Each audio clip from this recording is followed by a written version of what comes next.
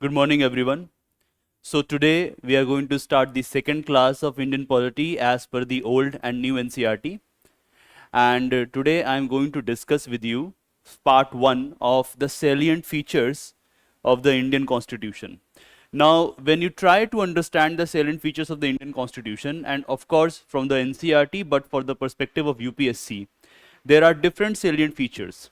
And it is almost difficult to complete all the salient features in just a matter of 2 hours. That is why, even though I have prepared the whole lecture and I have included both the files for today's lecture as well as part of tomorrow's lecture, but it is my opinion that the way we will move on in the class, I think we will be able to complete part of the salient features.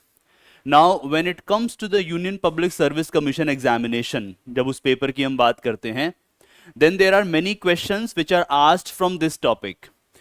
However, the nature of asking the questions is a bit different. क्यों? क्योंकि होता ये है, for example, if you want to understand it, that the more you go deeper into the salient features, questions are asked by connecting it with other provisions of the Constitution. मतलब जो संविधान के बाकी प्रोविजंस हैं उससे जोड़कर salient feature से सवाल पूछे जाते हैं. That is why when this topic will be completed, I will show you some questions. Not today, but tomorrow. And tomorrow when I show you those questions, always remember कि वही सवाल, same kind of questions will be asked in other topics that we are going to cover. For example, when we are studying fundamental rights, it is connected with the idea of salient features of the Indian Constitution.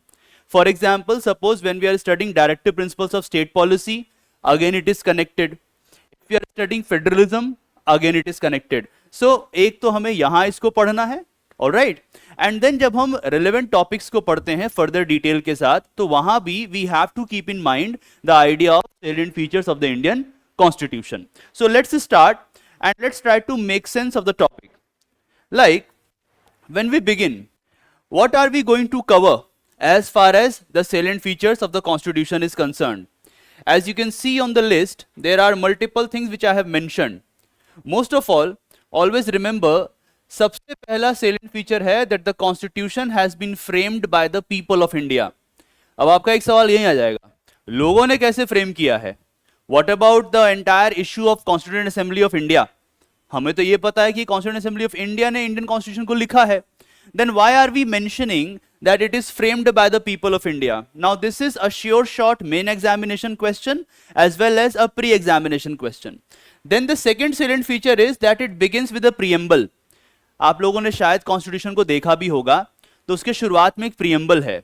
और for that matter, whenever you study the NCERT, in NCERT usually the NCERT books begin with a preamble, है ना? उसमें preamble constitution का पहले page पे mentioned होता है. Sometimes you will find कि उसमें फंडामेंटल राइट्स डाला गया है. Sometimes you will find that there is a directive principles of state policy page और पार्ट्स ऑफ आर्टिकल्स और fundamental duties. But it is a interesting fact that there is a tradition, एक परंपरा है, there is a tradition to start the constitution with the preamble, and Indian constitution has this unique feature. So second feature हुआ, it begins with the preamble. Third is that it is borrowed from different constitutions of the world. कभी कभी क्या होता है, बोला जाता है Indian constitution is a bag of borrowings, है ना? ये मैं यहीं लिख देता हूं ताकि आपको आगे भी ध्यान रहे. Many a times people say that Indian constitution is a bag of borrowings, and ये बात किसी और ने नहीं कही है. Actually doctor B.R. अंबेडकर, उन्होंने खुद इस बात को कहा था. Alright, that Indian constitution is a bag of borrowings. Now it's a very simple thing. जब हमारा संविधान बना, when we were drafting our constitution, a lot of constitutions were already in place. American constitution था ही, French constitution था ही, right? So definitely 19th century में ही और 18th सेंचुरी में ही कॉन्स्टिट्यूशंस बनने लगे हैं. When the constitutions have been drafted and framed either by some elite sections, कुछ खास किस्म के लोग, और by some kind of assembly और people coming together and drafting it. When it has already been drafted, it has already put in place, then definitely what's the point? What is wrong here to actually borrow those provisions which are going to suit the contextual needs of India? कि हमारे देश में अगर बाहर के किसी संविधान से कोई चीज फिट बैठ रही है तो उसको नहीं लेने में क्या गलत है। इसीलिए बैग ऑफ बोरोविंग्स, लेकिन ये अपने आप में एक फीचर है कि हमने कई सारे कॉन्स्टिट्यूशन से काफी कुछ बोरो किया है। Then as per the NCERT, another important feature is that it declares sovereignty of the people of India. ये बहुत कम जगह आपको नजर आता है। Why? It also highlights that India is a democracy. हम लोग संप्रभु हैं। We are independent. We are not under control of any other foreign authority. We are not under control of any other foreign dominance. Right? तो ये भी हमारा एक essential feature है। Then the constitution creates a republican and secular polity. एक तरफ ये republic polity को क्रिएट करता है, at the same time it also creates a secular polity. When we move further then we find there is another feature which is fundamental rights and duties. Now always remember, fundamental rights तो शुरू से मौजूद थे constitution में, fundamental duties को बाद में जोड़ा गया। It was a result of the amendment passed later after the promulgation and commencement of the constitution, but इसको भी एक फीचर की तरह माना जाता है according to the NCERT textbooks. Then the next one is directive principles of state policy, right? कि किस तरीके से fundamental rights के अलावा, apart from fundamental rights, there are some social and economic rights, है ना। इसको अगर आप short form में समझना चाहें अभी introductory basis पे, so social plus economic rights. अब एक क्वेश्चन बनता है, ऐसा क्यों किया गया? What was the need of dividing it? So we will discuss it today. Then the next feature is judicial review. This is another very interesting feature of the Indian Constitution. Even though अगर हम सोचें तो ये पहले के संविधानों में है, for example the constitution of United States of America, in their constitution it has been derived by the so-called judiciary of the United States, Federal Court.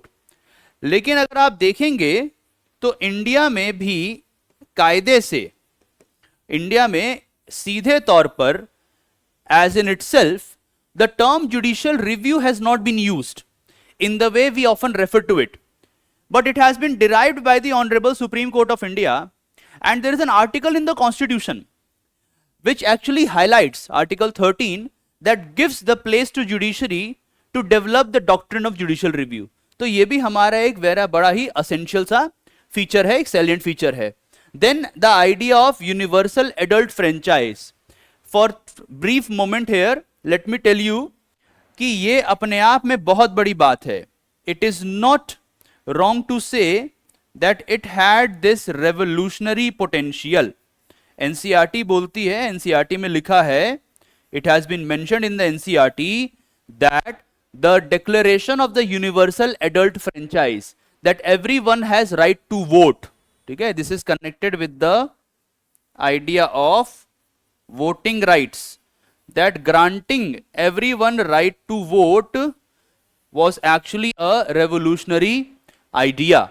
Not only this, when we move further, then we find there is another feature, which is that declaration of Hindi as an official language.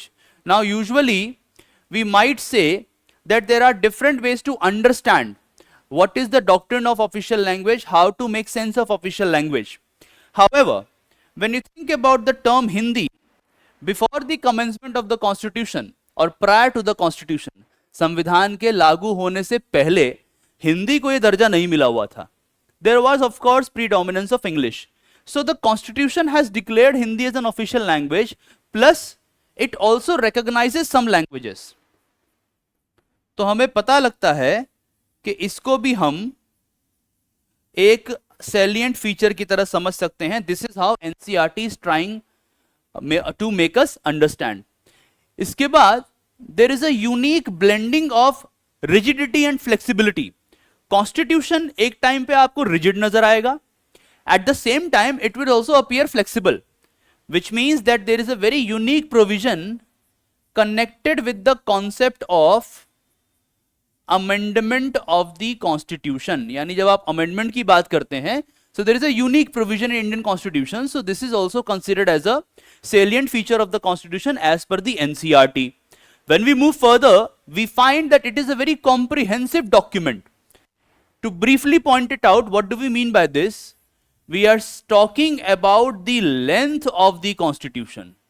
Length plus, I will say, the entrenched nature of the constitution. अब सवाल बनता है, what is the meaning here? देखिए, एक तरफ तो constitution बहुत ज्यादा लंबा है, बहुत लंबा है, इसके अपने कई सारे मीनिंग्स है. Why the constitution is so lengthy?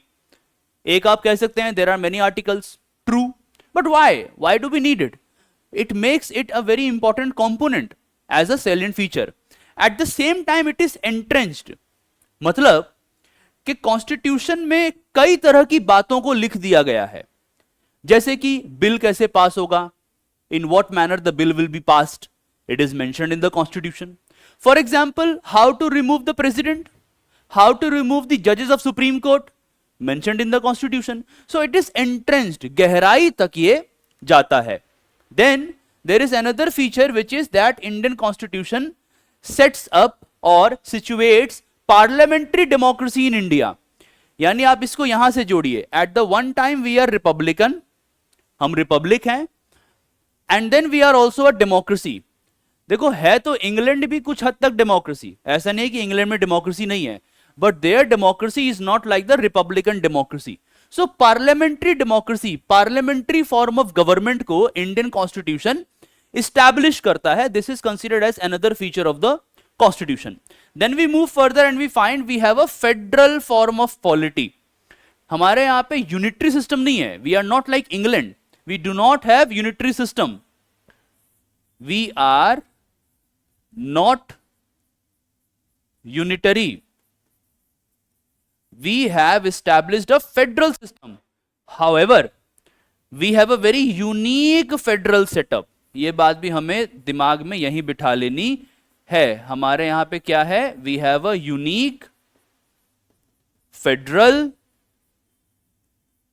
polity. तो इसके बारे में भी हम लोग जानकारियां लेंगे, and then when we will study federalism तो उसमें और चीजें हम जानेंगे. Then there is a idea of separation of power. जाहिर सी बात है, what is the function of legislature, what is the zone of legislature, what is the function of executive, what is the zone of executive, और for that matter what is the function of judiciary and what is the zone of judiciary. So when we say कि legislature, executive और judiciary, इनके Jones को बांट दिया जाए, यह अपने आप में कहलाता है in essence separation of power. It is known as separation of power at a horizontal level. एक लेवल पे गवर्नमेंट में सेपरेट कर दिया आपने. Now the question is there something unique in the Indian constitution, right? तो यहां से हमें एक और फीचर नजर आता है. Then since we have judicial review, we also have one more feature, that is that Indian constitution establishes an independent and impartial judiciary. Now this is very important for democracy, or for that matter to establish the rule of law. कानून के शासन के लिए, कानून के राज के लिए, to establish the rule of law we need independent and impartial judiciary to make sure that our rights are protected. ठीक है, ये जानने के लिए कि हमारे अधिकार बचे रहें, to make sure that our rights are protected, we need independent and impartial judiciary. Then there is another feature which is that Indian constitution establishes a welfare state. We are a different kind of state. हमारे यहाँ सरकार का काम अलग किस्म का है. The constitution is not saying कि स्टेट बस सरकार बन गई, राज्य बन गया और आप शासन करिए. No, the constitution has to work for the welfare of the people. है ना? इसको शॉर्ट फॉर्म में अभी के लिए क्या समझेंगे आप? For the welfare of the people. And connected with this idea is the concept of affirmative action. आप लोग शायद इसको रिजर्वेशन के नाम से जरूर जानते होंगे, right? So when we think about the concept of affirmative action, it means what? That people or those individuals who have faced discrimination, जिनके साथ भेदभाव हुआ है, who are backward, जो पिछड़े हुए हैं, who have been traditionally discriminated, जिनको परंपरा से, अतीत से, पास्ट से from the past till the present who have faced discrimination, they need some additional support. उनको एक extra support की जरूरत है. For that we have the concept of affirmative action. Then the constitution also contains emergency provisions. अभी के लिए आपको बोल देता हूं, इसके साथ एक connected word है. It is a very unique tool kit. आप लोगों ने शायद सड़कों पे ट्रक चलते हुए देखा होगा, right? You must have seen this truck moving on the road और एनी काइंड ऑफ हाईवे. उसमें ना एक लिखा होता है फट्टा बॉक्स. देयर इज अ फट्टा box, right? There is some toolbox, you can say it like this. या आपके घर में भी मरम्मत करने वाले कुछ रखे होते होंगे. फॉर एग्जाम्पल, आप सभी के घरों में, I think all of your, in almost every other home, there must be some kind of toolkit box which has hammer, which has other kind of keys, you know. So this is like that kind of toolkit for a constitution. When there is disorder, it is a method to bring back order, as simple as that. Then there are independent agencies. Constitution में सिर्फ legislature, executive, judiciary and fundamental rights etc की बात नहीं हुई है. Constitution has created independent agencies कि सरकार ठीक से काम करे, पॉलिटी ठीक से चले, that the governance system is happening as per the constitution that requires independent agencies. And then we also have this unique feature of single citizenship. We are not like United States जहां पे dual citizenship है. We are Indian and India में single citizenship है. So in a nutshell, अगर हम NCERT पर focus करें, whether it is the old NCERT or whether it is the new NCERT, in both the NCERTs, these are the essential salient features of the Constitution. So let's start and try to understand each and every such feature, and we will develop a very thorough understanding. After this, I don't think you need to read anything further, because this much and the material provided by me is enough for you to prepare a solid ground base for your Union Public Service examination. Now let's move forward. As usual, जो मैं हर बार बताता हूं, what are the sources that we have used. देखिए, पहला source, class 7th chapter 3 old NCERT. This is the chapter. क्या लिखा हुआ है? Chief features of the constitution. Chief features of our constitution. I hope all of you are able to see it, है ना? अगर आप देखें तो आपको दिखेगा भी. Let me just elaborate it further. See, क्या आप लोग देख पा रहे हैं? Chief features of our constitution.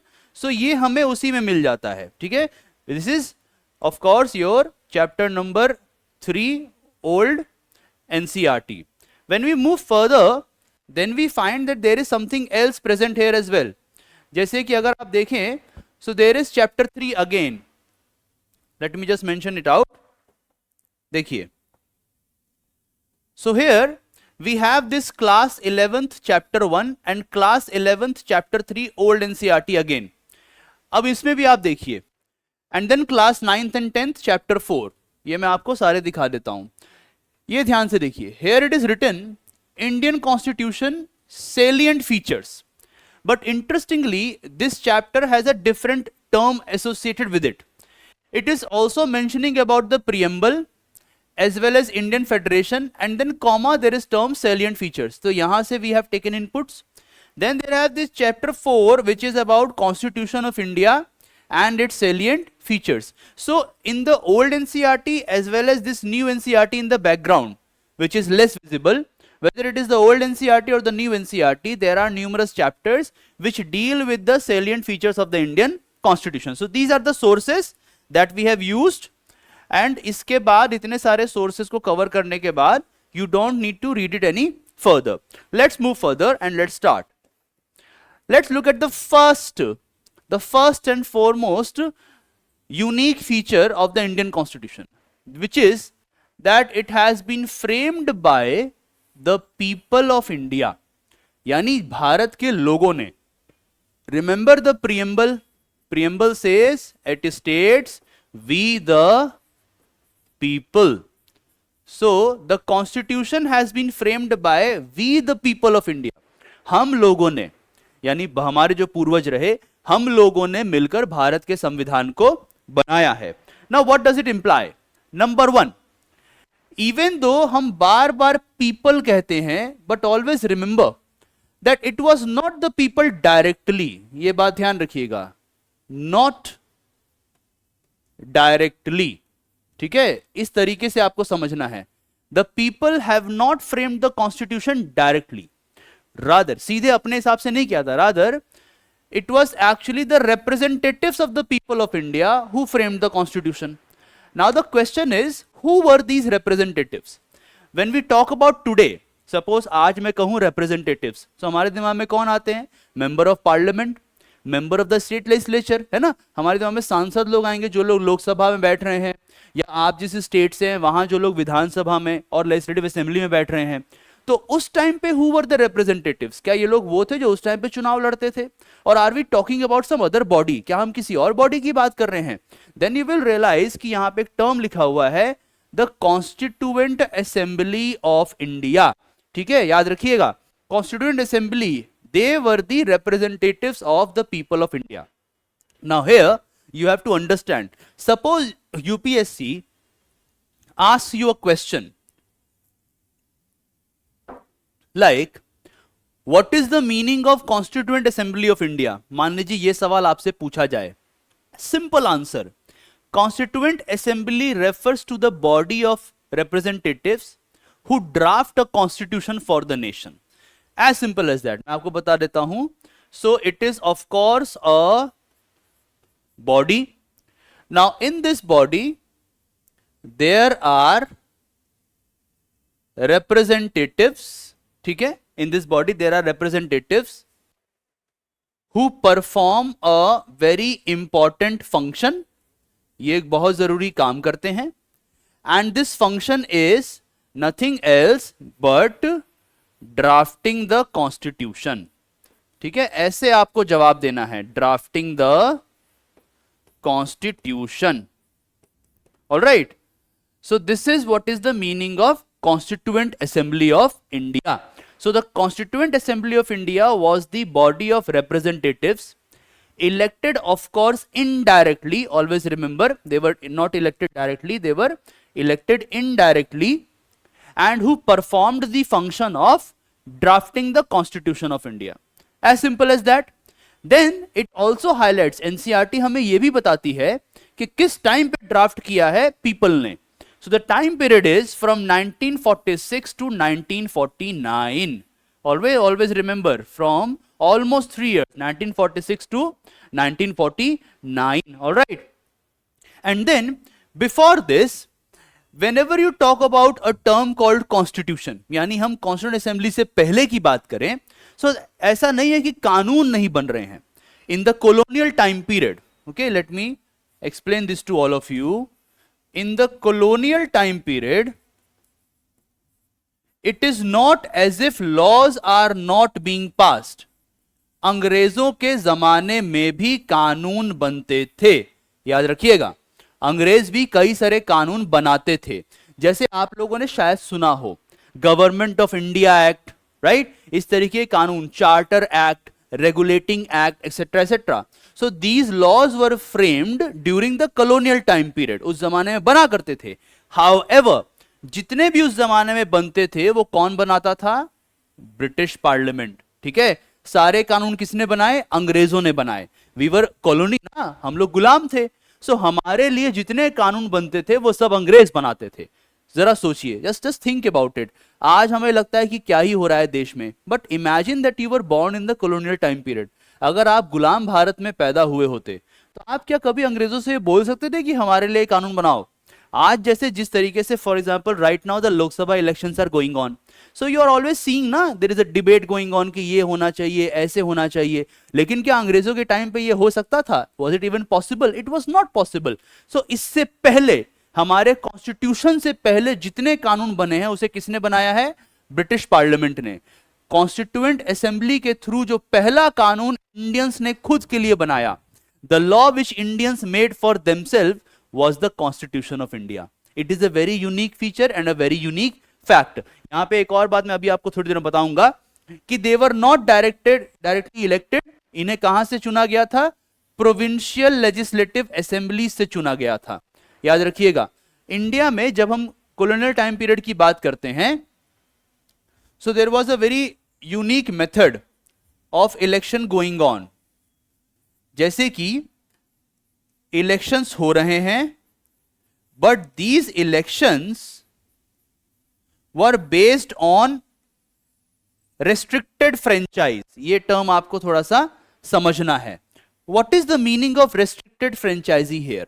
देखिए, आजादी से पहले, बिफोर इंडिपेंडेंस, हर किसी के पास वोटिंग का राइट नहीं था. Like today, when we say if someone has attained the age of 18 years, that person is eligible to become voter of India if the person is citizen of India plus some other considerations. मतलब कि आप 18 साल की आयु प्राप्त कर लेते हैं, आप भारत के नागरिक हैं, इसके अलावा आपके ऊपर कुछ गलत वगैरह कार्यवाहियां नहीं हुई हैं, तो जाहिर सी बात है आप वोटर बनने के लिए एलिजिबल हैं. As simple as that.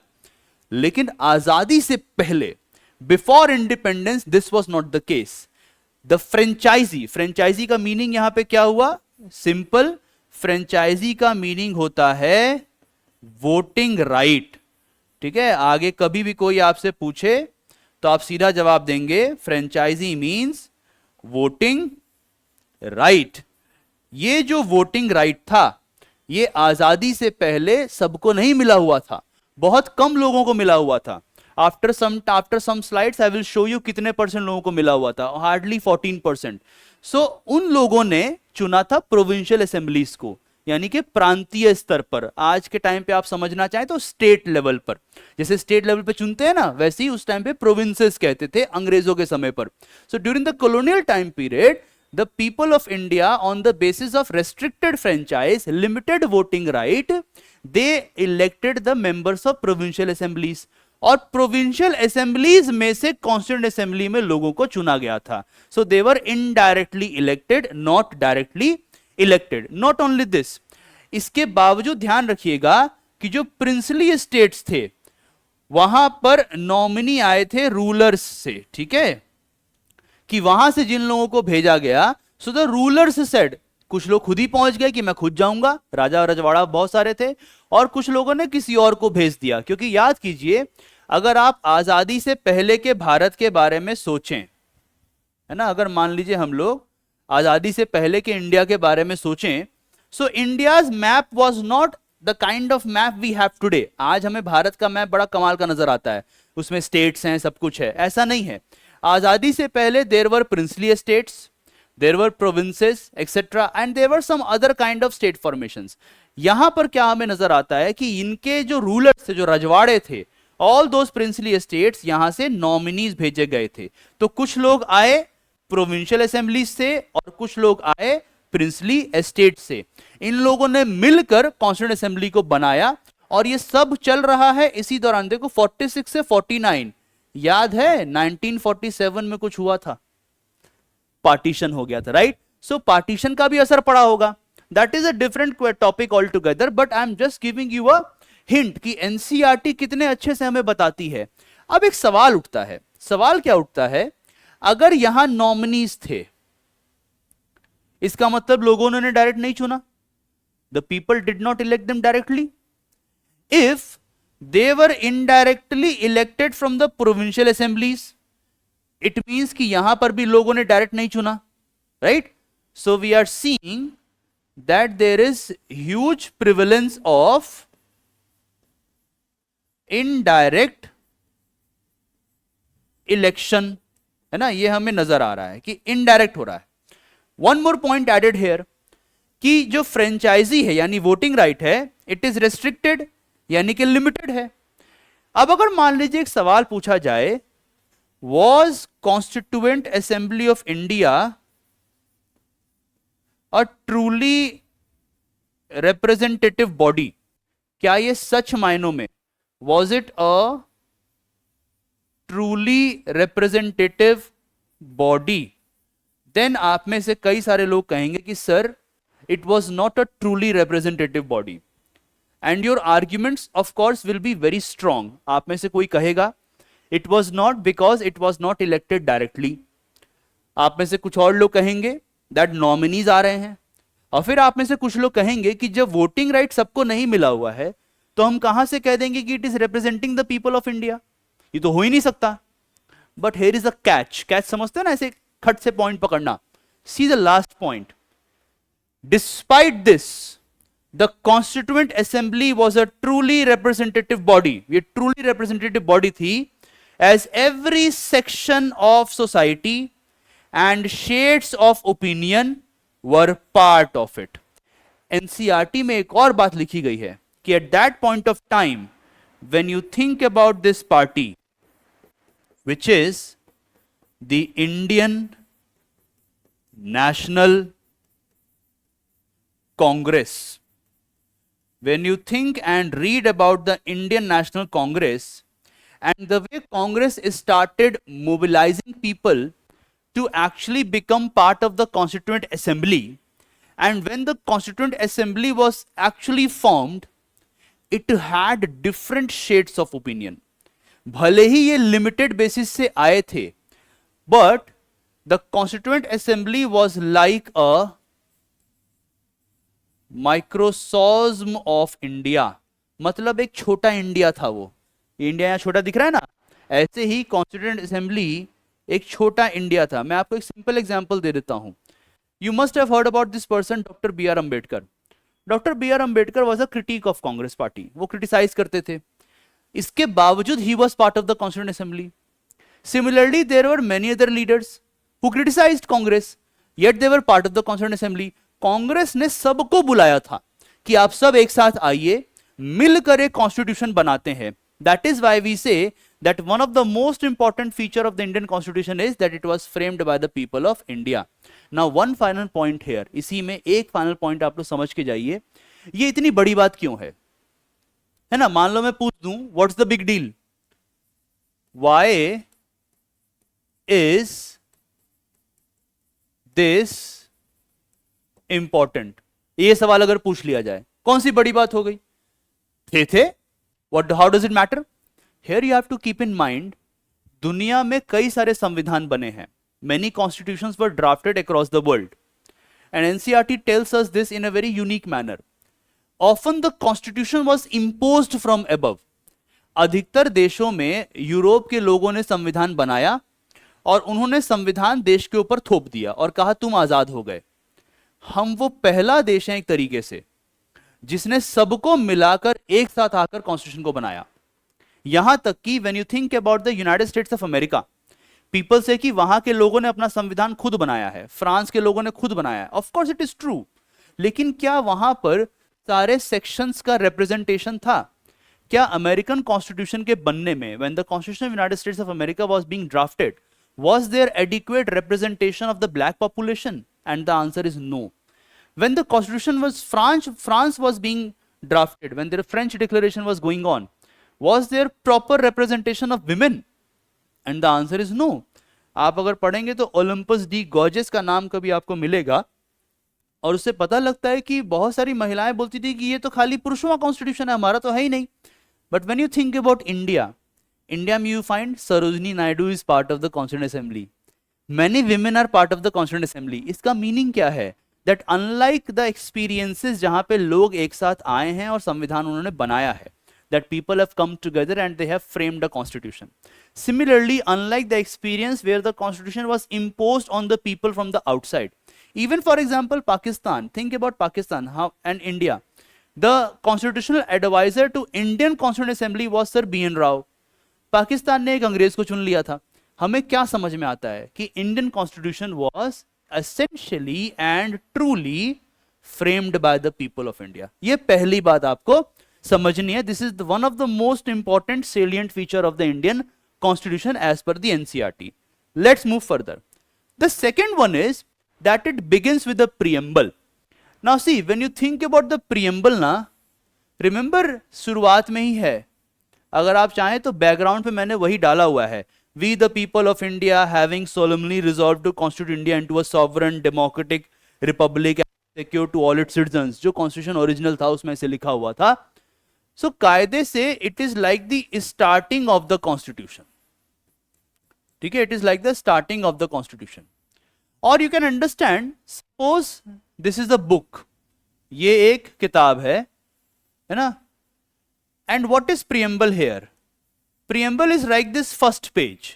जो पहला पेज होता है ना, preamble is like a first page, the preface. और मान लीजिए आपने किताब खोली, ठीक है, अगर ऐसे नहीं समझना तो मान लो आपने क्या किया, यू ओपन द बुक, ठीक है, आपने इस किताब को खोला, और when you open the book you find that there are many pages and the first page is like the preface. So preamble is like this first page which is the preface. It is a simply what? It highlights the objectives of our constitution. अब preamble अलग topic है तो आज उसको मैं discuss नहीं करूंगा because it is a different topic, that important provisions of the constitution, there we study preamble, but we need to have some insights into it. Number one, in the preamble you will find the objectives of the constitution, कि आपको पता लगता है कि India को कैसा बनना है, how do we want India to move forward, किस तरह का देश हम बनाना चाहते हैं, etcetera etcetera. Then what is the literal meaning of preamble? Suppose they ask you this question, literally इसका क्या मीनिंग होता है, what is the literal meaning? So the answer is very clear. Literally preamble means a preface, it means a preliminary statement और introduction. जब आप किसी चीज को इंट्रोड्यूस करते हैं, when you are giving an introduction, then you find that it is a preamble. जैसे when you read some book ना, आपने अपने साथ कई सारी किताबें तो आप लोगों ने देखी भी होंगी, जब आपने उसको खोला होगा किताब को तो आपको मिला होगा कि इंट्रोडक्टरी पार्ट, ये किताब किस चीज के बारे में है, इसे किसने लिखा है, इस किताब में आपको क्या क्या मिलेगा, etcetera etcetera. So that kind of introduction is actually preamble. So if there is an introduction to a book, the preamble is the introduction to the constitution. ये आपको दूसरी बात आज के लिए समझनी है. Apart from this, our constitution has a preamble. ये थर्ड फैक्ट ध्यान रखना है.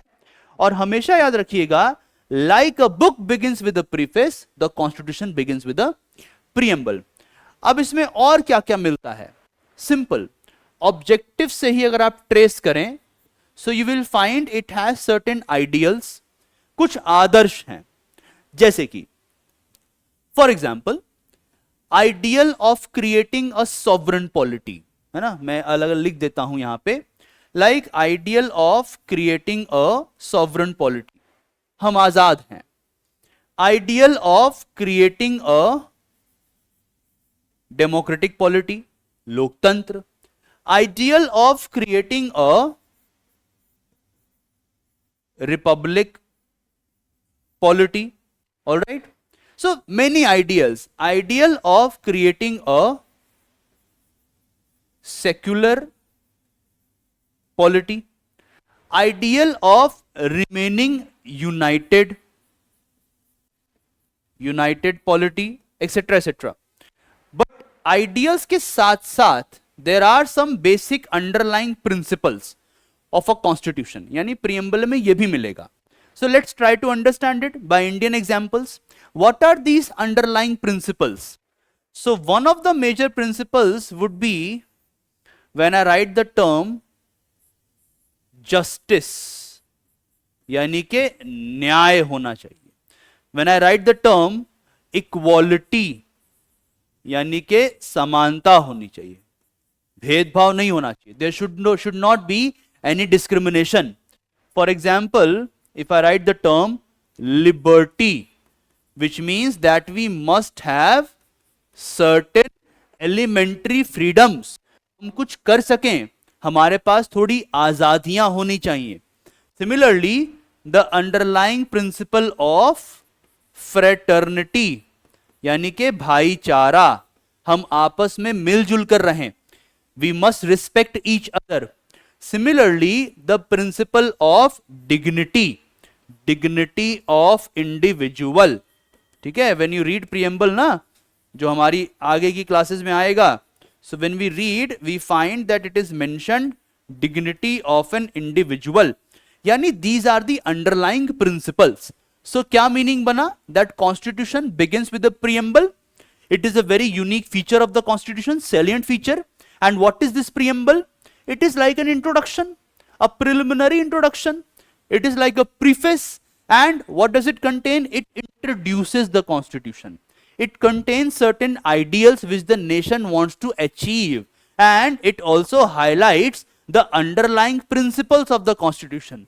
Now suppose anybody asks you a question, what are the underlying principles of the constitution? And you will say, these are the underlying principles of the constitution. And here, when you say ideals, you can say these are the ideals of the Constitution. यहीं से आपका अच्छा खासा pre का सवाल बन जाएगा. ऐसे ही पीछे बन रहा था कि किसने बनाया संविधान, कॉन्स्टिट्यूंट असेंबली के मेंबर्स कहां से इलेक्ट हुए थे. UPSC has asked this question. So NCERT is giving you answers here as well. This is the second basic feature. Let's look at the third salient feature. The third salient feature is about the borrowings. कि कहां से हमने क्या क्या लिया है. Let's revise again. Remember, I said you have to use this term bag of borrowings. हमने कई जगह से दुनिया के अलग अलग कॉन्स्टिट्यूशन से बहुत सारी चीजों को लिया है. And there is nothing wrong in borrowing something अगर वो हमारे काम का हो.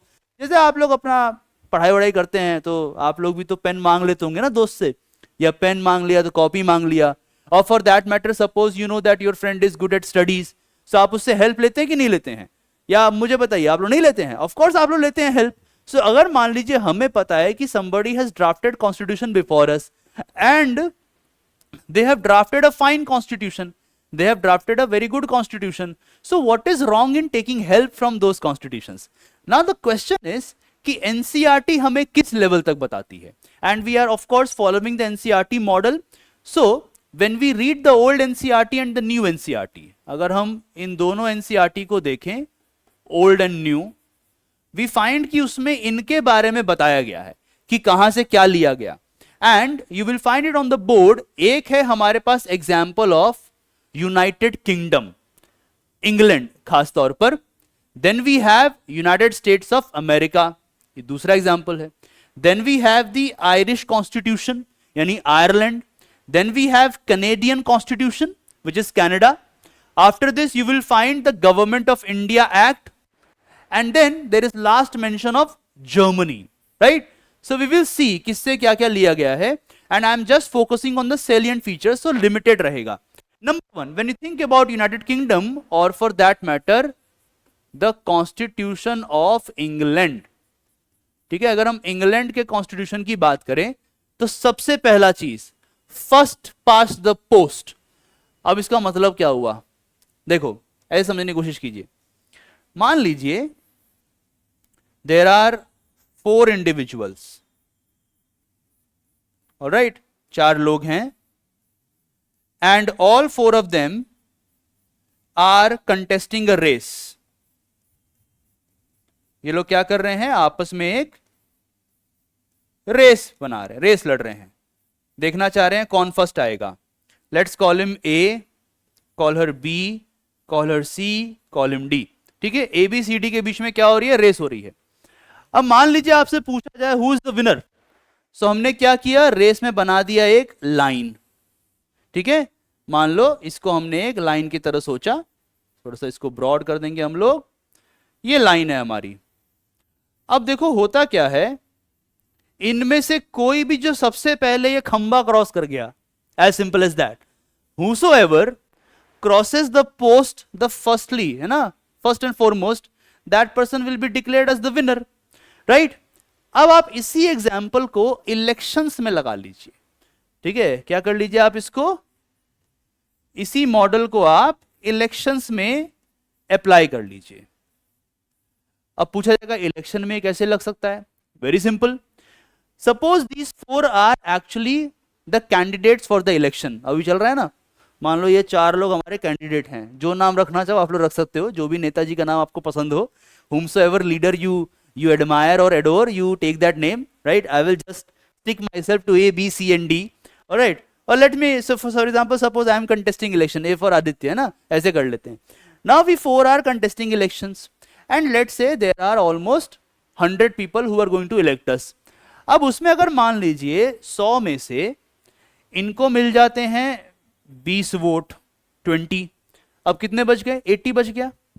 दिस पर्सन गेट्स 20 अगेन, अब कितना हो गया, 60 बच गया. Now this person gets almost 30, alright. तो 30 and 20, 50, 60, 70, राइट. अब इसको भी कितना मिलेगा, 30 मिल जाएगा. अब ये मामला यहां फंस गया.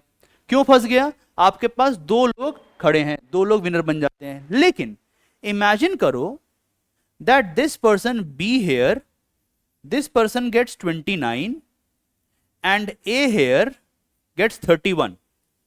ठीक है, अब कितना बनेगा? अब मामला पूरा नहीं हो गया? 40, then you get 30, all right?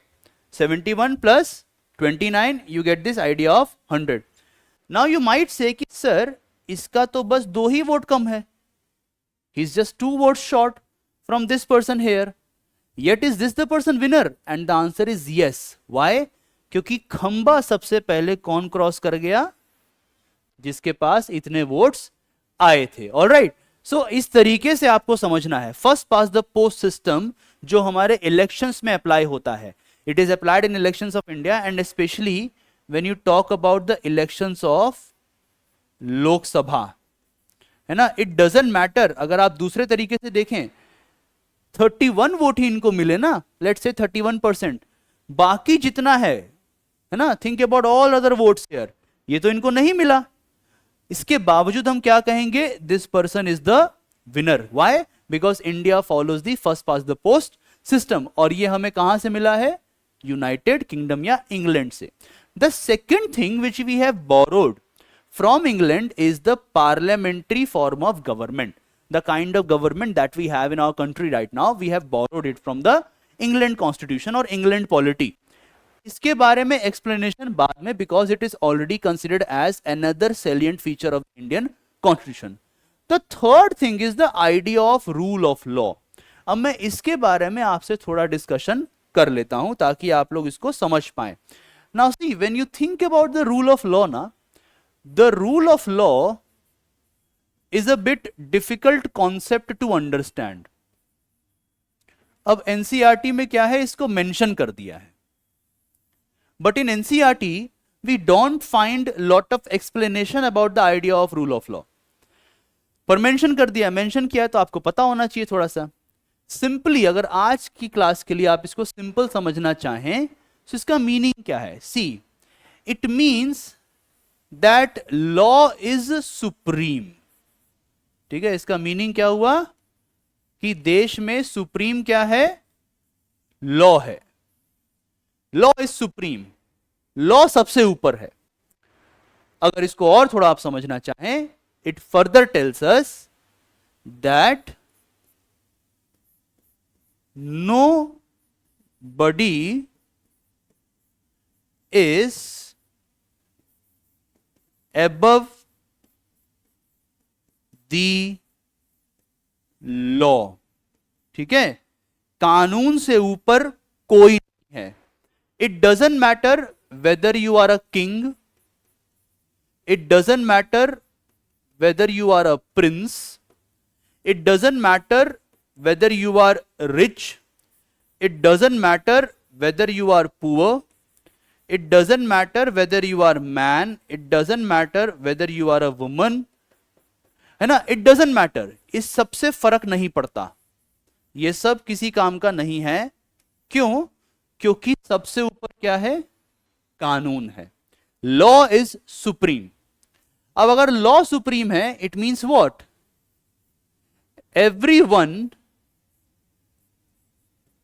everyone has to follow the law. सबको कानून का पालन करना है.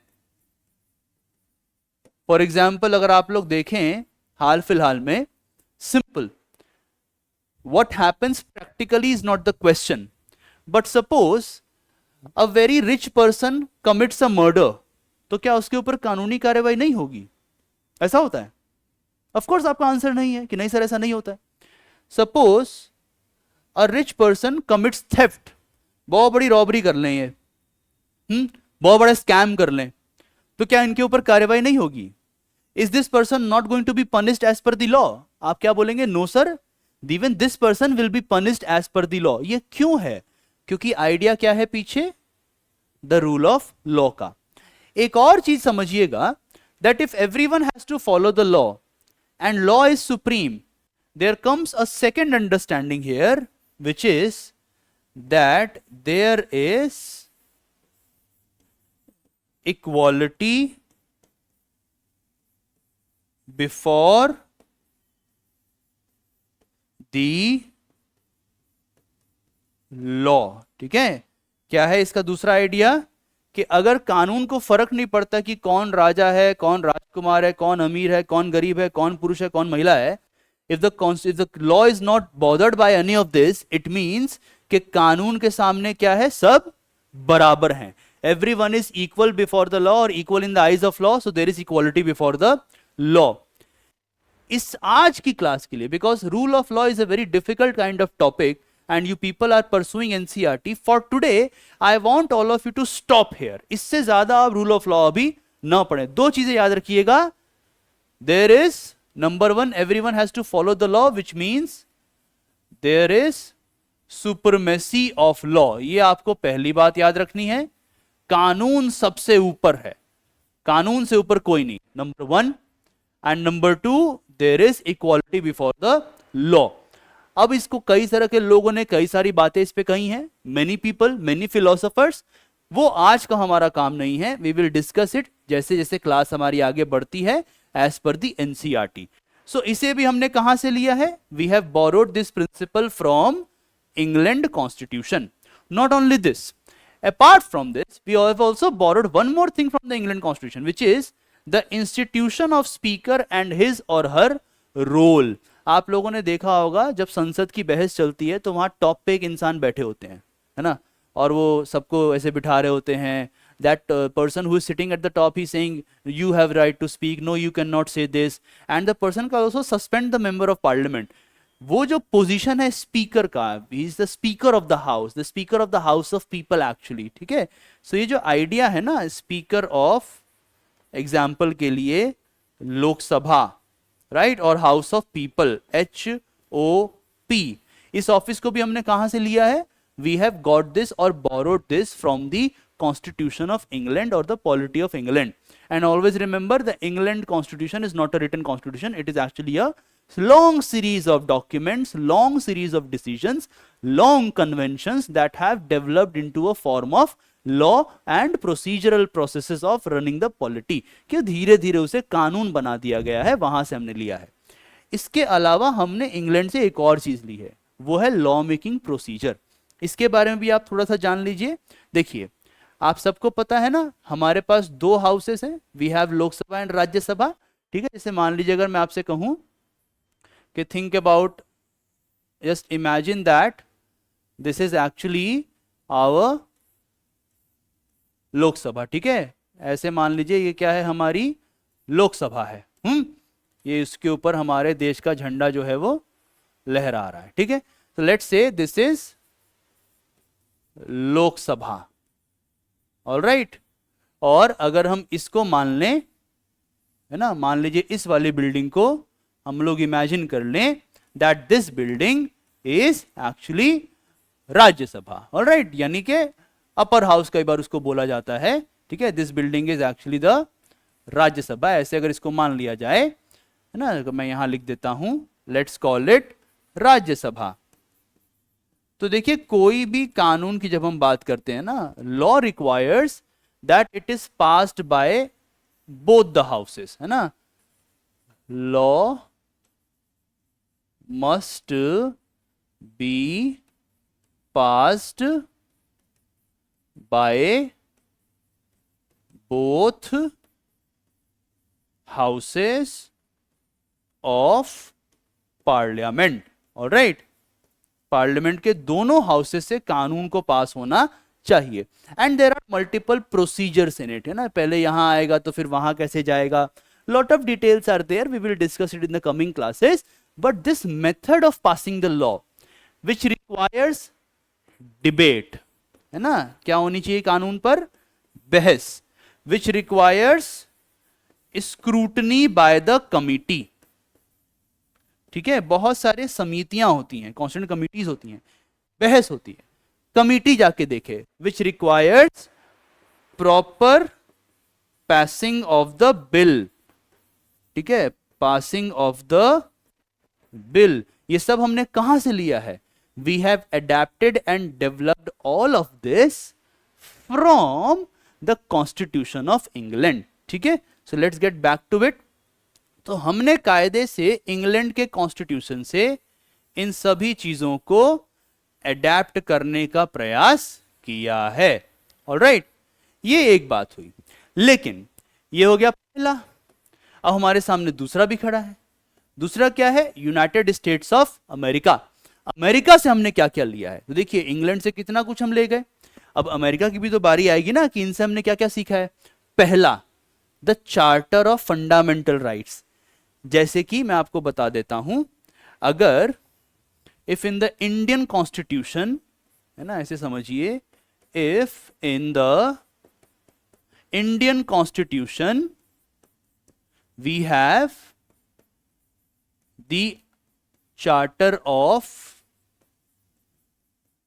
Fundamental rights, alright, in the American Constitution, USA Constitution, there is something known as the Bill of Rights। ठीक है, तो हमारे यहाँ जो फंडामेंटल राइट्स का आइडिया है ना, कि हमारे कुछ अधिकार होने चाहिए, we must have certain rights. These rights have been taken from the idea of Bill of Rights by the American Constitution. Not only this, if you move further, then the idea of judicial review, इसको भी थोड़ी देर में explain करूंगा, because it is already read as a salient feature of the constitution. And third, independence of judiciary. Remember, यहां पर से भी आपके बहुत सारे previous year question पूछे जाते हैं. When we move further, then we come the third one. The third one is the Irish constitution.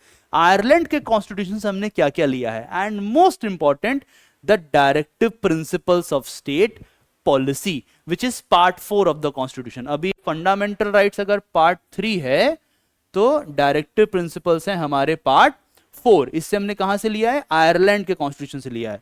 Then the fourth one is the French constitution. अब आप फ्रेंच कॉन्स्टिट्यूशन जब पढ़ते हैं तो हमेशा याद रखिएगा, there is a French revolution, France की एक क्रांति हुई थी, और उसका नारा क्या था? Liberty, equality, fraternity. ठीक है, ये नारा था.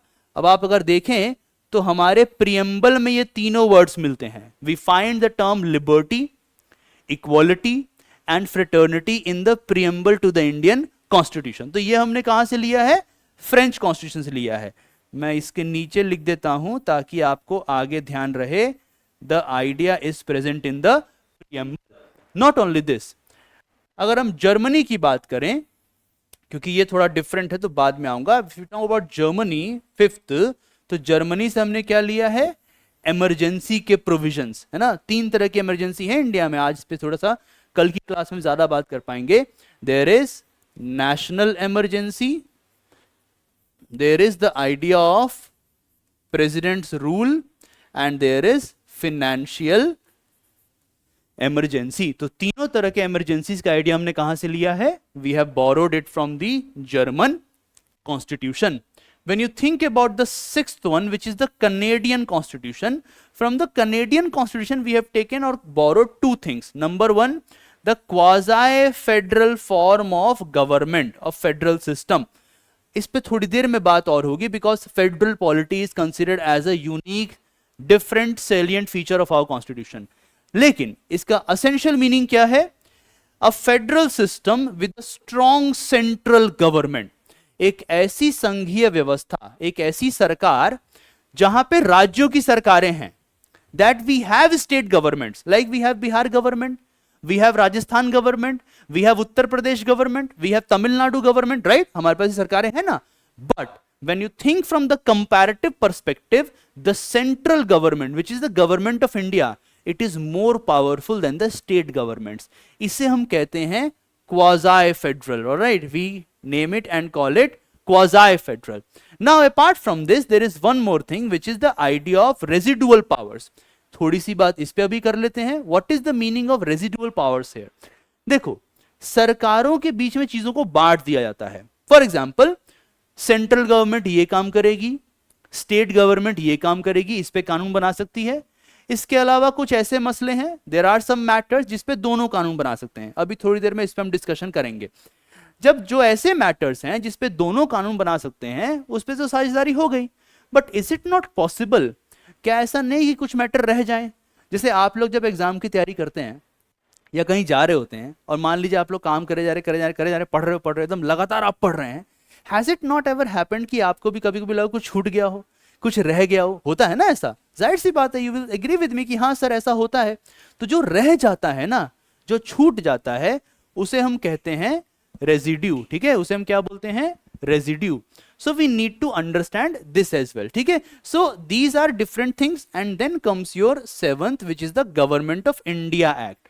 Now when it comes to Government of India Act, I am actually referring to the most important act of 1935, और इससे हमने बहुत कुछ लिया है, इसलिए एनसीईआरटी बोलती है heavily borrowed, all right? So ये हमारा एक और salient feature है कि हमने अलग अलग संविधानों से काफी कुछ लिया है। Just a moment.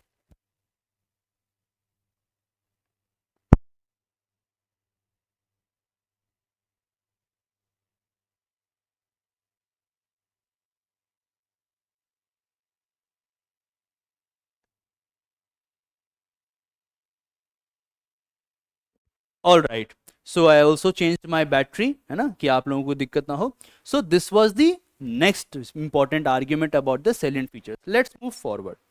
Now when we study and further get things, then we realize that there is next important element or salient feature is about the sovereignty of the people of India, ठीक है? यानी सबसे ऊपर कौन? तो भारत के लोग। सबसे मजबूत कौन? तो भारत के लोग। We the people, defining and describing the people as sovereign, ये अपने आप में एक नायाब चीज है। Why? Think about the first point. People of India are declared by the Constitution as the supreme authority. Now comes a question, इसका meaning क्या है? ये एनसीईआरटी हमें क्या बताना चाह रही है? Remember, read between the lines. आपको वो चीजें खोजनी हैं जो कायदे से हमें वहां लिखी भी नहीं है पर मौजूद हैं। Now it implies many things. Number one, the people of India are the source of the Constitution. एक तो ये मीनिंग बन जाएगा सीधा, they are the source of the Constitution. इसके साथ एक और चीज निकल के आता है, that the people of India are also primary. इसका मीनिंग क्या बना? समझ में आ रहा है? इसका मीनिंग बड़ा इंटरेस्टिंग है, that the so called government, that the representatives of the people, they are not primary. वो प्राथमिक नहीं है, वो सबसे पहले नहीं है। सबसे पहले कौन है? The people of India. And here we realise that constitution declares this. अब मान लीजिए आपसे पूछा जाए कि कहां डिक्लेयर करता है, which part of the constitution, where, then you will find कि इस चीज को डिक्लेयर किया गया है in the preamble of the constitution. Preamble में ही इस चीज को डिक्लेयर कर दिया गया है that the people of India are the sovereign and people of India are the most primary, they are the supreme authority. अब ये डिक्लेयर करना क्यों जरूरी था? Why? Because before independence the supreme authority was present in the British parliament. आजादी से पहले कौन था सुप्रीम? तो ब्रिटिश पार्लियामेंट थी, यानी उनके वहां के लोग थे।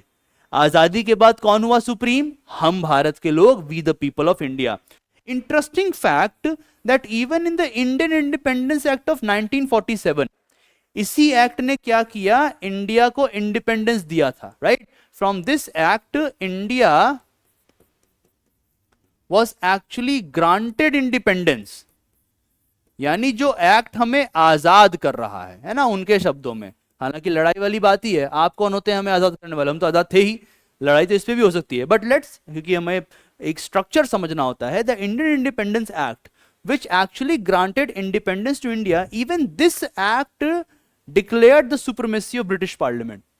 इस एक्ट ने भी इंडिया को सुप्रीम नहीं बनाया था, भारत के लोगों को सुप्रीम नहीं बनाया था। Even this act declared the British Parliament as the supreme. That is why the Constitution, the first thing present in the Constitution is we the people of India have done this. So Constitution declares it. अब इसका meaning क्या है? What is the meaning here? है ना, जैसे मान लीजिए sovereignty के तो कई सारे मीनिंग होते हैं, बट अभी के लिए आपको कौन सा मीनिंग समझना है? You have to understand it that the people of India are not subordinate to any other external agency. यानी अगर देश से बाहर there is some power, there are some dominating authorities, we are not subordinate to them. यानी अब USA अगर हमें कहता है कि ऐसे करिए, अब जर्मनी हमें कहे कि ऐसे करिए, अब मान लो वर्ल्ड बैंक आके हमें कहे कि ऐसे करिए, we are not subordinate to them. Why? Because we are sovereign. अब यहां पे एनसीईआरटी ने एक कमाल का क्वेश्चन पूछा है, and this question is actually applicable. मतलब आप चाहें तो ये आपके प्री में भी पूछा जा सकता है और आपके मेन एग्जामिनेशन में भी एक एनालिटिकल सवाल बन सकता है। There is this thing called Commonwealth of Nations. अब आप लोगों ने इसके बारे में शायद ना सुना हो, but there is a huge possibility that some of you might have heard about Commonwealth Games. Olympic games सुने हैं, एशियन गेम्स सुने हैं ना, इसी तरह आप लोगों ने सुना होगा कॉमनवेल्थ गेम्स। कई बार स्कैम में भी उसका नाम आता है। So Commonwealth Games are actually celebrated because there is a Commonwealth of Nations. So हुआ क्या, जब अंग्रेजों की सत्ता जा रही है, when the British are becoming weak, ठीक है, when they are losing control over the colonies, in that particular circumstance all the British authorities they started thinking from the perspective of how to create a different kind of zone. और जब वो इसके बारे में सोच रहे हैं, so these British authorities are equally trying that as much as possible there must be some kind of thought process through which we can create a friendly environment, a friendly atmosphere. वो ये काम कर रहे हैं। लेकिन होता क्या है कि कॉमनवेल्थ ऑफ नेशंस में जो भी भाग बनते थे, they are going to accept this thought that the British Crown is the supreme authority, है ना, उनको ये मानना होता है। अब इंडिया ने भी इसको एक्सेप्ट किया कि हम भी कॉमनवेल्थ का भाग बन जाएंगे, बट क्या इंडिया ने ब्रिटिश क्राउन को सुप्रीम माना? क्या इंडिया ने ब्रिटिश क्राउन को सॉवरन माना? आंसर है नो। तो इसका हुआ क्या, इसका मतलब? तो एनसीईआरटी हमें बताती है that it is not, being a member of Commonwealth of Nations is not against sovereignty of India. Why? Because Commonwealth is now a purely voluntary association. खुद से हमने इसको लिया है, स्वेच्छा से वॉलंटरी बेसिस पे एक्सेप्ट किया है, और वॉलंटरी बेसिस पे हम वापस ले लेंगे। Neither the constitution has been amended and nor the parliament or the constitution of India has declared the British authority as the sovereign authority. So this is another feature that it declares the people of India as sovereign. The next feature of the constitution is that it creates a republican and secular polity in India. दोनों words बहुत carefully हमें समझने हैं। One is that it declares India as a republican polity. The second is that it declares India as a secular polity. What do we mean by this? Let's try to understand. देखिए Republic का meaning क्या होता है?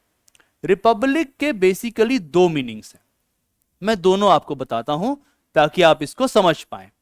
The first meaning is that the head of state, ठीक है, the head of state is elected, ये है meaning इसका पहला। इसका मीनिंग क्या हुआ? अपॉइंटमेंट तो होगा ही, but the head of state is not a hereditary or he is not receiving this position from inheritance. उसको विरासत में नहीं मिल रहा है, head of state को elect किया जा रहा है। Now this election it could be direct, ठीक है, ये डायरेक्ट हो सकता है as well as indirect, ये indirect भी हो सकता है। The second meaning is that there is equality of opportunity. ये वाला मीनिंग बहुत सारे लोगों को पता नहीं होता। इक्वालिटी ऑफ अपॉर्चुनिटी, इसका मीनिंग क्या है कि हेड ऑफ स्टेट तो इलेक्टेड है ही, but even on other positions the people of India can go and have a participatory election process. यानी चाहे वो प्राइम मिनिस्टर का पोस्ट हो, चाहे वो गवर्नर का पोस्ट हो, इवन फॉर दैट मैटर चाहे वो डिस्ट्रिक्ट मजिस्ट्रेट का पोस्ट हो, nobody can claim this post on the basis of inheritance. जैसे आप लोग कल को मान लीजिए बन जाते हैं डिस्ट्रिक्ट मजिस्ट्रेट, ठीक है, आप लोग आईएएस बन जाते हैं। अब आप लोग कहते हैं कि अब मेरी जगह इसके बाद कोई आएगा तो मेरे ही सुपुत्र या सुपुत्र आएंगे, है ना, इधर it will be my daughter और my son. Is it possible? No, it is not possible. But do you know in the so called princely states this was the norm. वहां सिविल सर्वेंट भी hereditary होते थे, inheritance से आते थे। तो Indian constitution क्या करता है, रिपब्लिक पॉलिटी को बनाता है। Why? Before the constitution the British king was the head of state and acquired office as per inheritance. Indian constitution ने इसको बदल दिया। इतना ही नहीं, एक और बात ध्यान रखिएगा। जैसे for example, I hope some of you are from Bihar और some other part of the India, और मे बी आप लोगों ने ये सुना हो या पढ़ा हो। जैसे for example, if you visit Patna ना, Patna is the capital of Bihar, you visit Patna and there is a place called Vaishali. And जब आप वैशाली के पास पहुंचते हैं, so it is written there on the board कि it is written in Hindi like this, that विश्व के पहले गणराज्य में आपका स्वागत है, welcome to the first republic of the world. ऐसा ना एक पोस्टर सा बनाया हुआ, लिखा हुआ बड़ा अच्छा सा। So it is true that ancient India में there were many republican form of government. It is not a lie, ये सच बात है। However, in the modern colonial India, no such government was in existence. So we understand that declaring India as a republic was a very big step. ये बात हमें समझने की कोशिश करनी है। इतना ही नहीं, apart from this, the constitution also declares India as a secular polity. एक करता है रिपब्लिकन, दूसरा करता है secular polity. What do we mean by this? देखो, दो तीन बातें आपको केवल इसमें याद रखनी है। Why? Because you are reading salient features. So एक के बाद एक आपको अलग अलग फीचर्स पता होने चाहिए। Number one, Indian polity is secular, but remember the term secular has not been defined anywhere in the constitution. Constitution में कहीं पर भी nowhere this term has been defined. अब क्वेश्चन उठता है कि फिर इसका हम मीनिंग कैसे निकालेंगे, है ना। It is a very interesting query here. एक रिडल है, रिडल समझते हो ना, पहेली। The term secular is not defined, मतलब कि कोई चीज डिफाइन नहीं की गई है। अब क्वेश्चन बनता है कि if it is not defined then how to understand it. इसको हम समझे कैसे? अगर ये डिफाइन ही नहीं किया है तो आप इसे समझेंगे कैसे? The answer is very clear. The constitution is always focusing on the substance of secularism. यानी आपको मेन मुद्दे पर फोकस करना है। आप सब्सटेंस के बारे में जब बात करेंगे, from the substance you can actually derive the meaning of constitution और meaning of secularism in the constitution. For example, think like this. Example आप मान लीजिए, समझिए, in what manner the term secularism is used. Absence of discrimination on grounds of religion. अगर religion के basis पे discrimination किया जाए, it means it is not secularism, it is not a secular polity. And if there is a policy of not discriminating in the name of religion, it means there is a secular polity.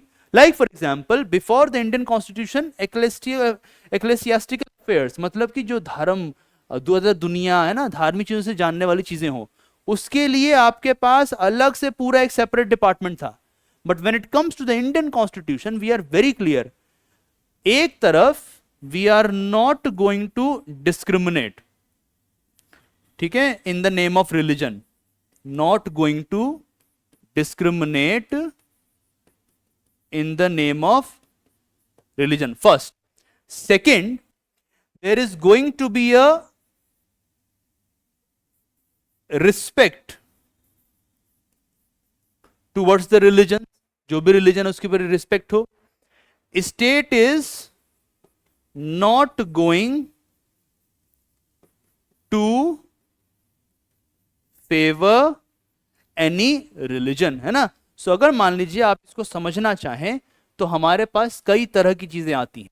देखिए, let's have a quick version of it. When we say a Republic polity, इसके दो meanings हैं और ये आपको एकदम याद रखना है। Number one, the head of the state is elected, है ना, ये आ गया पहला meaning. And this election, it could be direct और it could be indirect, alright.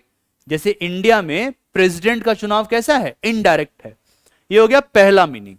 The second meaning is that there is equality of opportunity, equality of opportunity regarding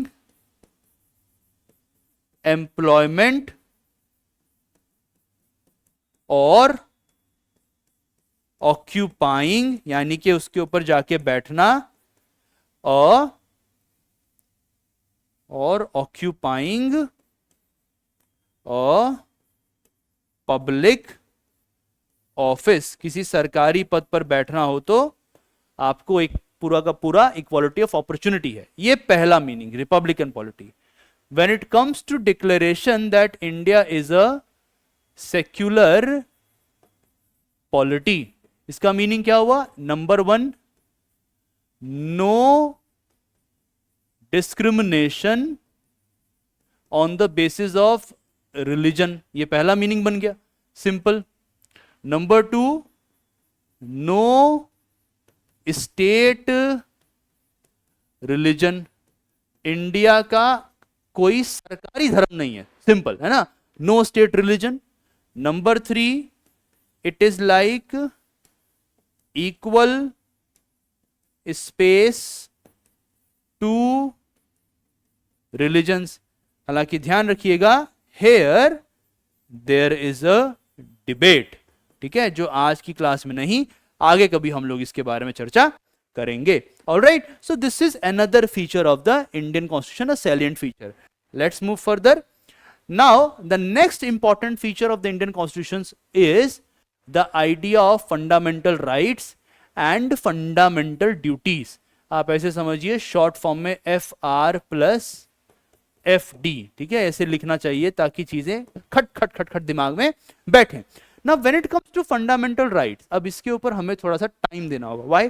क्योंकि NCERT में इस तरीके से एक्सप्लेन किया गया है कि without providing adequate time you can not grasp the concept, और यहां से आपके बहुत सारे PYQ पूछे जाते हैं। So for example, number 1, most important thing is that whenever you look at a constitution, like remember the previous class? In the previous class, we discussed about the idea of limited government, a constitutional government. And while discussing that, I highlighted this to all of you that by granting fundamental rights to the citizens, the constitution limits the government, right? ये हम लोगों ने पिछली class में समझा था। Now today, for this class and for this topic, let us try to have a better sense of what do we mean by fundamental rights. इसका main meaning क्या है ना?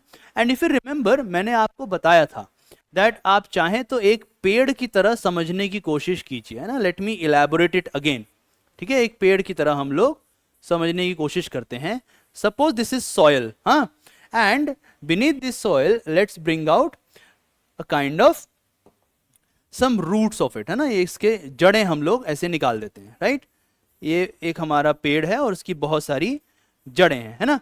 इसके अलावा let's have some pointers here, है ना, कुछ कुछ यहाँ पे है पेड़ के ऊपर, there are some specific elements here, ठीक है। Now when you think about fundamental rights, this is how you have to understand. If the tree is the polity, अगर ये पेड़ का जो तना है और उसके ऊपर का पूरा ये है, if this is the polity, then these are the fundamental rights. ये रूट्स क्या हैं, ठीक है, ऐसे समझिए, these roots are actually fundamental rights. Now there are different ways to understand it. For example, why is it fundamental? Fundamentally क्यों बोलते हैं? Let's call them basic rights. Let's call them real rights, etc., etc. Why fundamental? Second, why is it necessary to grant fundamental rights? ये देने की जरूरत क्यों है? इसका पर्पस क्या होता है ना। जैसे मान लीजिए अगर एक के बाद एक सवाल हम लोग पूछने लगे, so you might ask this question, why fundamental, है ना। एक सवाल तो यही बनेगा। Second, you might say, okay, why granting them via constitution? Why granting them through constitution? है ना, एक सवाल ये बन जाएगा। Similarly, you might say, what is the purpose? है ना, इनका पर्पस क्या होता है? What is the purpose of the fundamental rights? There are so many questions. अगर आप इसके बारे में पढ़ते हैं NCERT में, so NCERT is giving us lot of answers. And now let's try to understand how NCERT defines fundamental rights. See, Constitution guarantees certain basic freedoms and rights to every citizen of India known as fundamental rights. यानी कि the first meaning which emerges, है ना, अगर मान लीजिए अब मैं आपसे कहूं कि आपको अपने दिमाग में एक पिक्चर बनानी हो फंडामेंटल राइट्स के बारे में, then you will find it कि कॉन्स्टिट्यूशन ने बड़े क्लियर तरीके से एंड एनसीईआरटी ने उसके माध्यम से हमें बताया है that these are especially basic freedoms. पहला मीनिंग क्या निकल के आया? That fundamental rights are basic freedoms, यानी कि एकदम जरूरी, मूलभूत, है ना. For example water is basic necessity of life. जैसे पानी होता है ना, अगर मान लीजिए आपसे कहा जाए कि आप बिना पानी के, है ना, बिना पानी के आप 4 दिन रह के दिखा लीजिए, आप तुरंत समझ जाइएगा कि after three days you will not be able to survive, right. So this is basically basic freedoms. दूसरा हमें क्या पता लगा? दूसरी बात हमें पता लगी from the constitution and we NCERT that it is provided to citizens. अब देखिए, याद रखिएगा, ये सिटीजन्स के अलावा भी मिलता है. Citizens get all fundamental rights, meaning ये है इसका, ठीक है. Citizens get all fundamental rights. Third thing which comes out here is that the fundamental rights are actually they are mentioned in the constitution, है ना. एक ही लाइन से हमें कितने सारे फैक्ट्स मिल रहे हैं. It is mentioned in the constitution, right? First point only. I have not even read the second, third points. ठीक है. Now let's get back to it and try to understand it further. इसके बाद क्या पता लगता है? Fundamental rights are essential to run a democratic government, है ना. Now let's try to understand how is it possible. It has some unique connection with democratic government. ये बात हमें NCERT बता रही है कि डेमोक्रेटिक गवर्नमेंट के साथ फंडामेंटल राइट्स का बड़ा ही कमाल का एक रिलेशन होता है. Let's try to understand this point. How is it possible? Very simple. Democratic government का मीनिंग क्या हुआ? Democratic government means limited government. इसका यही मीनिंग हुआ ना, कल ही मैंने आप लोगों को पढ़ाया है, लिमिटेड गवर्नमेंट. और it also means sometimes UPSC says that it is constitutional government. And if it is a limited government, constitutional government, what is the way to limit the government? The method to limit, है ना, यहां से समझिए आप, fundamental rights are actually the means, ठीक है. These are the means. ये वो साधन है, वो तरीका है through which we can limit the government. That is why fundamental rights are very essential to run a democratic government. Let's move further.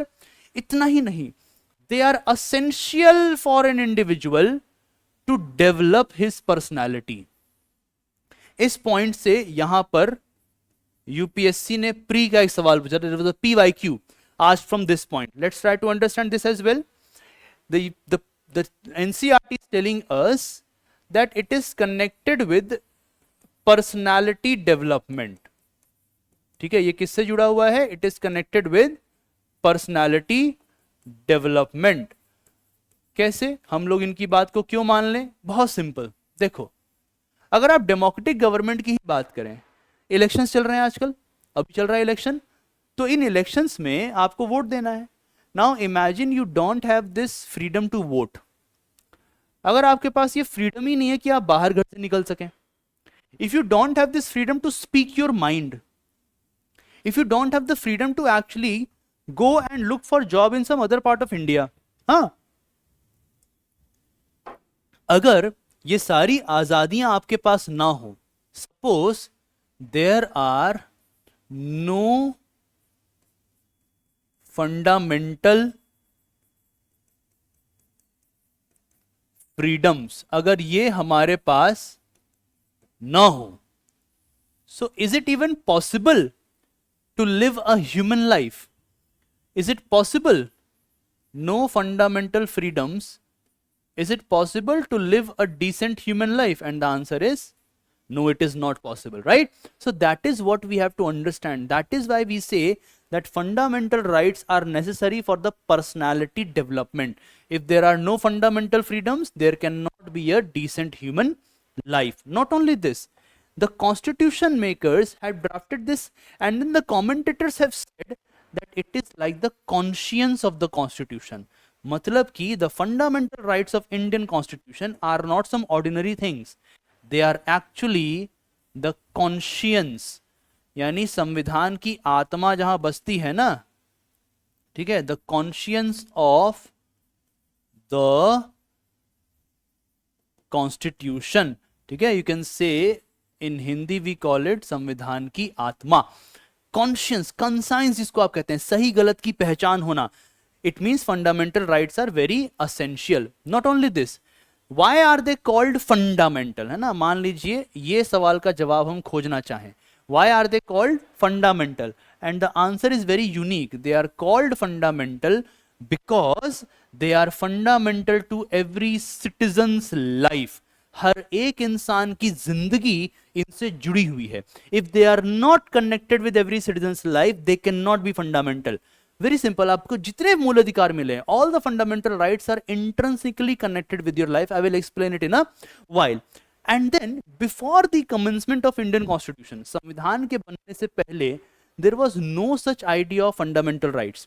हुआ तो ये था कि जब कभी भी इंडियन नेशनल मूवमेंट के leaders whenever they were always debating and discussing कि हमें फंडामेंटल राइट्स चाहिए, तो अंग्रेज हमेशा बोलते रहे किस बात के राइट्स, हमारे देश में तो नहीं है, हमारे यहाँ तो कानून से चलता है. सो आपको समझ में आ रहा है कितना मुश्किल रहा होगा for the Indian national movement leaders to actually come out and draft a charter of like a bill of rights, a charter of fundamental rights. तो ये एक पॉइंट हमें एनसीईआरटी समझा रही है, ठीक है.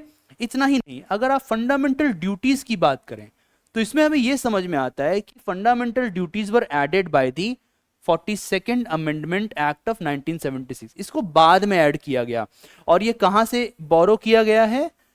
फॉर्मर यूएसएसआर, ठीक है, फॉर्मर सोवियत रशिया, वहां से इसको बोरो किया गया है. अगर आप में से कुछ लोग इसके बारे में जानना चाहें तो इतनी सी बात समझ लीजिए, सिर्फ इस बात के लिए कि रशिया पहले कम्युनिस्ट स्टेट था वहां पर कम्युनिज्म था.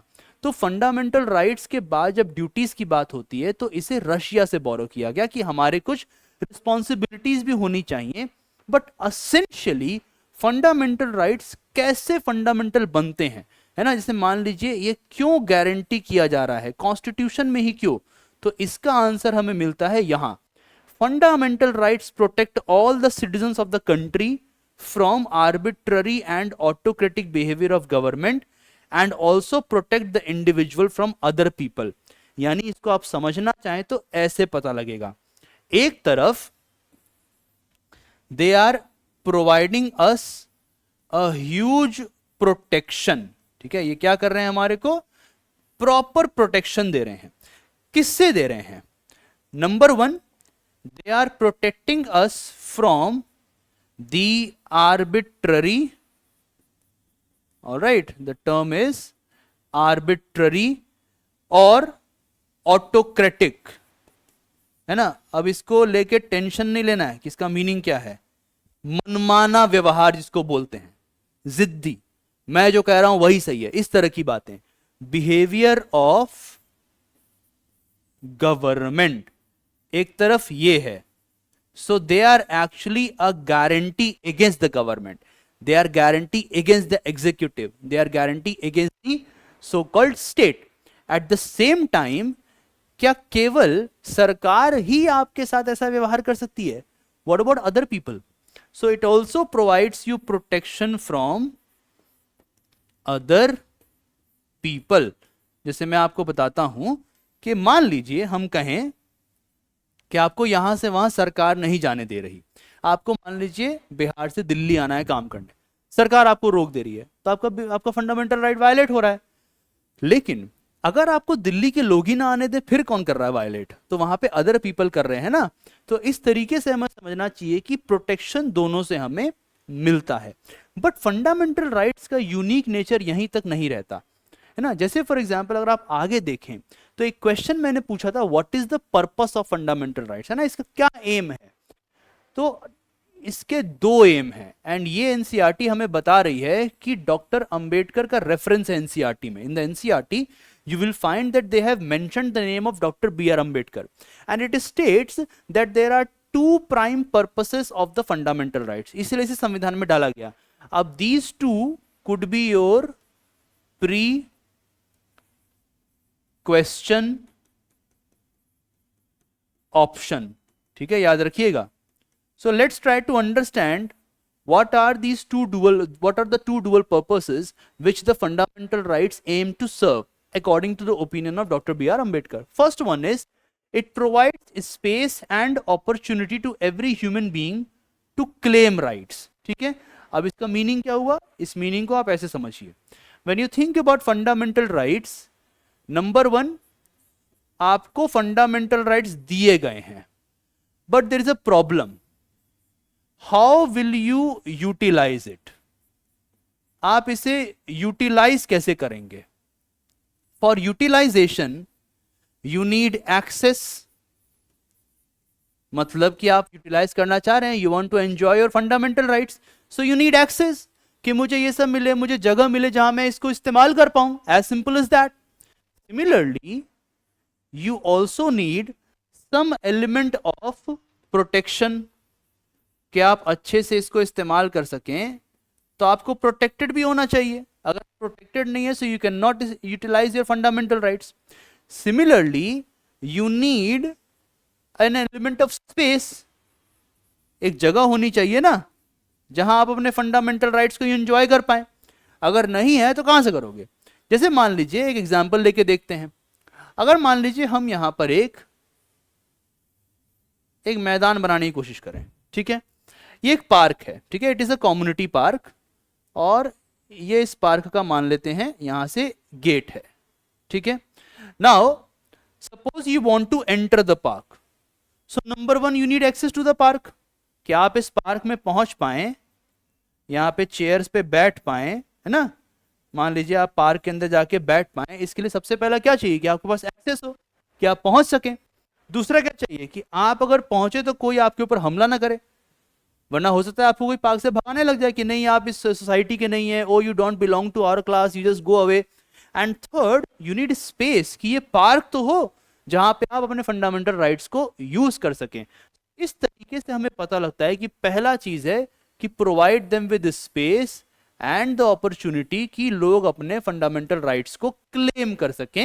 And second is that they are to be binding on every authority and institution that makes laws, मतलब कल को जब हमारी सरकारें, है ना, so suppose we talk about the government, and in the government suppose we bring in the idea of number 1 the legislature, है ना, यानी कि let's say the Parliament of India, and suppose the Parliament of India is going to frame a law, ये एक कानून बनाने वाले हैं, कोई भी कानून हो, एंड इसी गवर्नमेंट में let's say executive,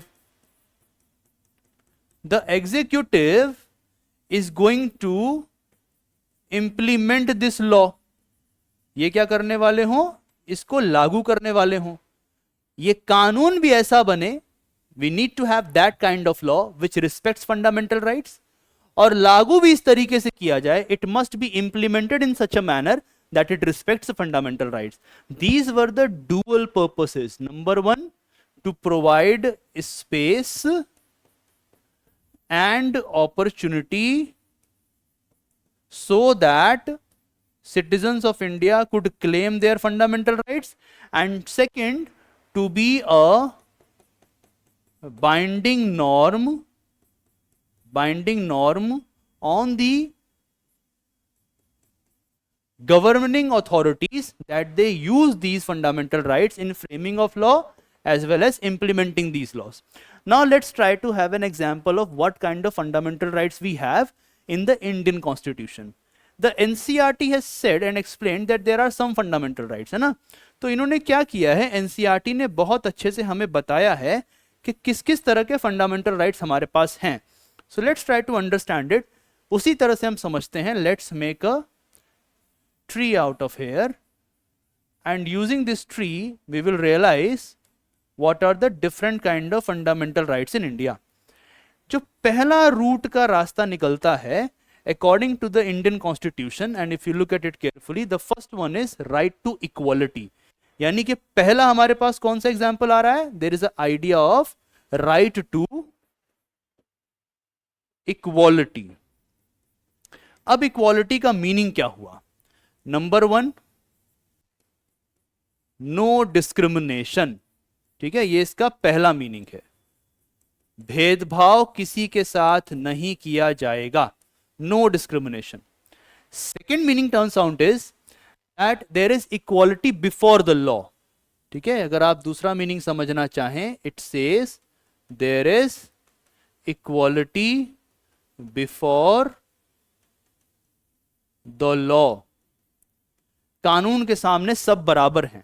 and when you read this right carefully, there is further mentioning that there must be abolition of untouchability. मतलब कि अनटचेबिलिटी को खत्म किया जाए. It must be abolished from the surface of India. Not only this, see further that nobody will be discriminated on the basis of religion, caste or gender and some other relevant considerations. Everyone is equal in the eyes of law. They get equal protection by law. यानी कानून सबको एक तरीके से बचाता है, protect करता है. Everyone has access, equal access to public spaces. चाहे पार्क हो चाहे कोई हो, सबके पास क्या है, equal access है पब्लिक स्पेस का. And plus the practice of untouchability has been abolished. ये पहला चीज है. Now when you move further, then you find that there is right to freedom. Freedom के right को जब आप समझते हैं, the second wave turns out is the root of what is known as right to freedom. देखिए इसका meaning क्या है. Number 1, you must have right to free speech. आप आजादी से बोल सकें. You must have right to expression. आप अपनी बातों को एक्सप्रेस कर सकें. आर्ट फॉर्म है ना, through some kind of film, कोई पिक्चर बना दी, कोई गीत लिख दिया, etcetera, through poetry. Not only this, you must have freedom of movement. आप इंडिया में एक जगह से दूसरी जगह जा सकें. There must be freedom of movement. Then you must have freedom to indulge in certain occupation. काम वगैरह आप अपने मन का कर सकें. Of course you have to follow the technical competence, लेकिन काम आप कर सकें. This is the second idea of fundamental right, है ना. Let's look at it. So free speech, expression, to form meetings, organization, live in any part of the country, do any business, profession or occupation. Third one is right against exploitation. It is a very interesting right.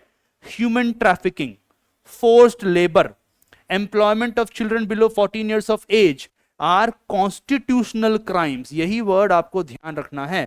इसका meaning क्या हुआ, that there is a third level and it starts from here, that we must have right against exploitation. The major thing to remember is that exploitation as per, है ना, अगर मान लीजिए आप इसको समझना चाहें, that exploitation के against right है, and every exploitation in India is considered as a constitutional crime. ये फैक्ट आपको याद रखना है.